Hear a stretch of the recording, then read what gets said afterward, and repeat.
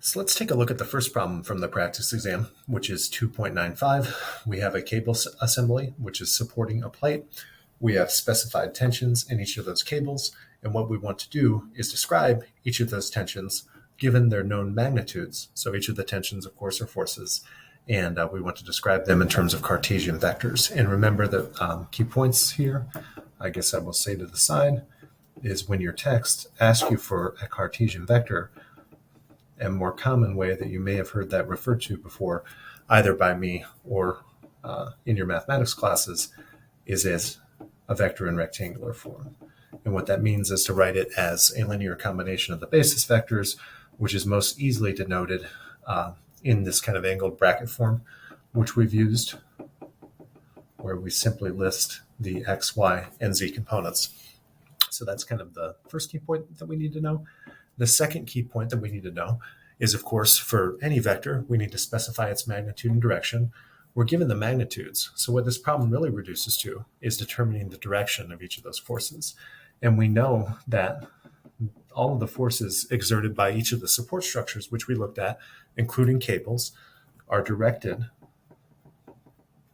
along the support structures themselves, which in this case is a cable. So what I know is that if this cable is in 350 pounds of tension, which means that it's being stretched in this direction, it pulls up on the plate. So the force that the cable exerts on the plate, for example, for the connection from B to A, is directed from B to A. Since I know the magnitude, what this really reduces to is describing the direction from B to A. And recall that we can describe the direction for any scenario where we have 2 points via that concept of a unit position vector. So I'm not referring to a specific AB within our drawing, but what we want to remember is that we can write a unit vector from point A to B by simply finding a position vector from A to B, where A and B are any points along the line, and scaling that position vector by its magnitude. So whenever you're dealing with these types of problems where we have various dimensions specified within the figure which were provided, I always think it's a good idea. And typically in a textbook problem, you're going to be given a coordinate system. If you notice here, we have a traditional x, y, and z right-handed coordinate system where x is drawn to represent coming out of the plane of the paper, y is in the plane of the paper, and z is kind of the vertical direction within the plane of the paper. So what we want to do is label each relevant point in the XYZ coordinate system. So for example, if we were to look at point A here, we would notice that it is at the origin of the XY plane and just elevated by the height, which is specified to be 14 feet in this dimension. So point A is just going to be 0, 0, 14. Point B over here. If we notice in the XY plane, it is out in the positive x direction, and I should have said that z, of course, that 14-foot displacement is in the positive z direction. The point B is out in the positive x direction by this specified dimension, which looks like it's half of the kind of, I guess you would call it the depth of this plate, which would be 3 feet, and that's in positive x. In y, so once you're out this much, in y you move in the negative direction. How much do you move? 3 plus 3 is minus 6.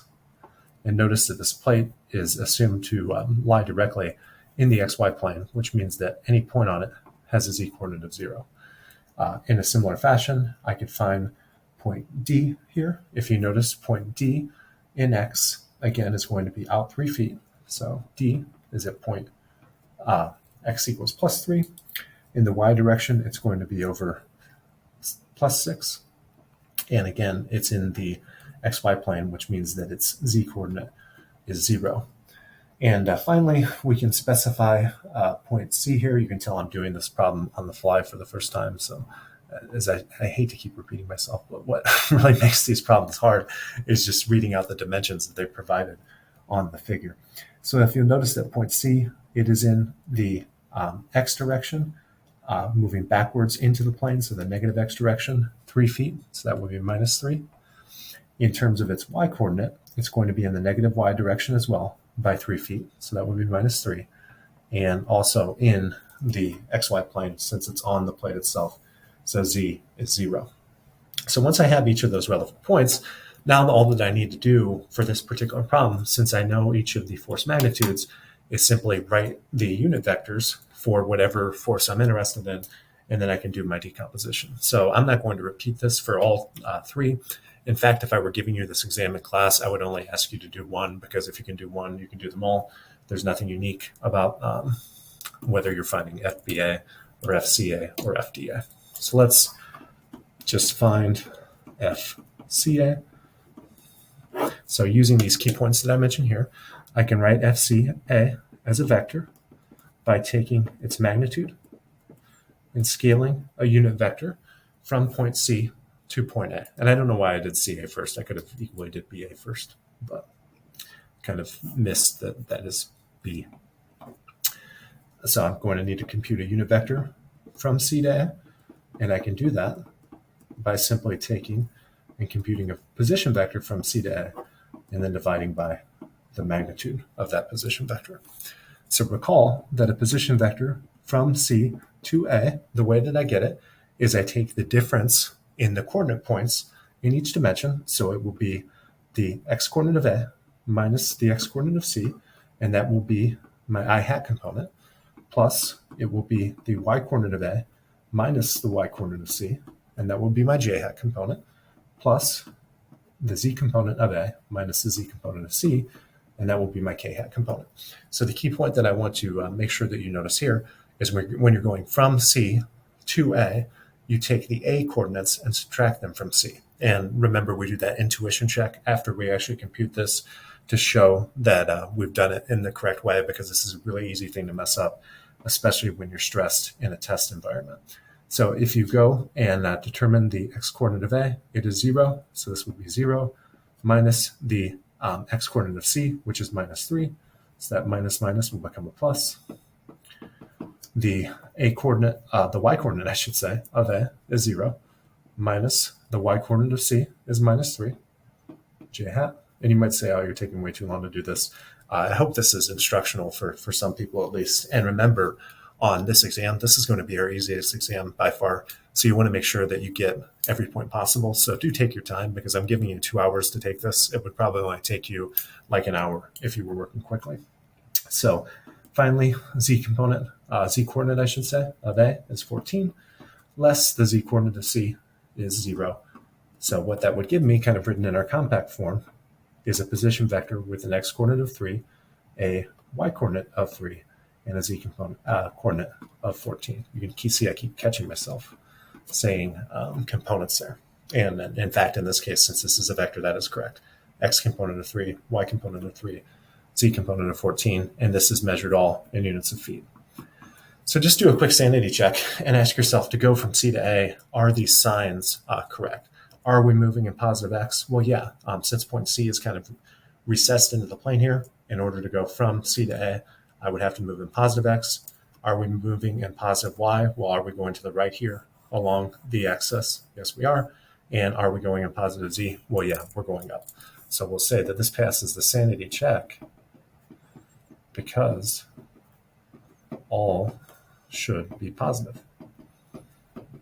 So believe it or not, as long as we can use a calculator, we have this problem totally done.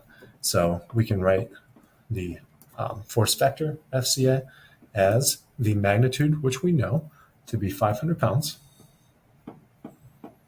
multiplied by this position vector. And remember that multiplication is a scalar scaling a vector. And then we're going to additionally scale by the magnitude of RCA. And remember, for any vector, maybe I should have put it up here in the key points, that the magnitude of any vector, so I'll just call it F, since that's traditionally the type of vectors we'll be working with, is a Pythagoreans Theorem, or an L2 norm thing, if you want to be fancy mathematically. It's the square root of the sum of the squares. So here we have all positives. Even if they were negative, it wouldn't matter because we're squaring them, but oftentimes I like to be careful when I'm showing you that. So let's go into whatever calculator you're going to be using. I'll use MATLAB since I have it open. And I will take, what's the best way to do this? I'm going to take and compute the magnitude and just store it as a variable. So I'll say square root of 3 squared plus 3 squared. And I should be careful. That might be a keyword. So I'll just put mg squared plus 3 squared plus 14 squared. So I'll keep that magnitude around.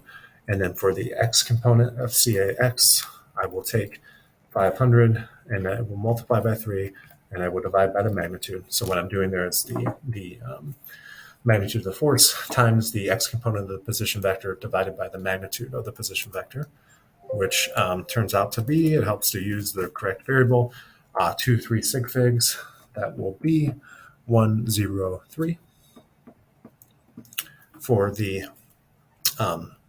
y component of that vector FCA, it's going to be exactly the same since, of course, the magnitude is the same, the position vector is the same, and the magnitude of the force is the same as well. So that will just be the 103 again. And then for the z component, the only thing that will change in this computation is the z component of the position vector is 14. So this will be 479. And this will all be in units of pounds. And remember that those units come out that way because this unit vector is unitless, because each component is measured in meters. This magnitude is measured in meters. So those cancel and I retain the units of the force itself. So hopefully everyone gets how I made that computation the way that I did. Basically, you have these two scalars that together are scaling each component of the vector.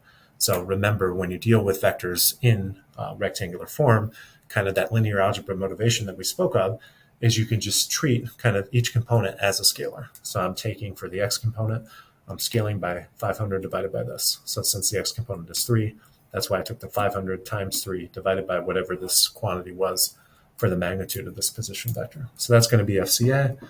And you would just repeat the same thing for